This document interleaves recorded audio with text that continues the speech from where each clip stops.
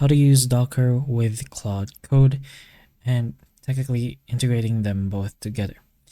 So we can make use of our MCP toolkit over here, and then we're just gonna go ahead into our clients. So here you should be able to see Claude Code and Claude Desktop as an option. If you'd like, you can do both. You can download them directly from your Docker, but you have the global and project option for your Claude Code, and it will tell you how to do those steps.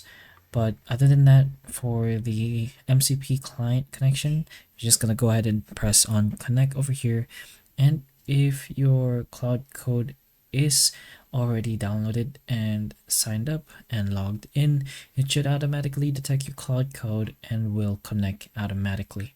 But you're gonna have to restart your Docker in order for it to work more properly. So Claude Code is now technically installed within Docker's ecosystem through your MCP, allowing you to interact with tools and services managed by Docker. While this doesn't really run Claude inside a traditional container, it will integrate Claude with Docker workflows, which is the purpose of this setup. From here, you can start using Claude Code alongside Docker-powered tools directly from your development environment. But that's one way you can make use of them together, so hopefully the information of this video can help you, and if it can, please like and subscribe for more videos like this, and that's all.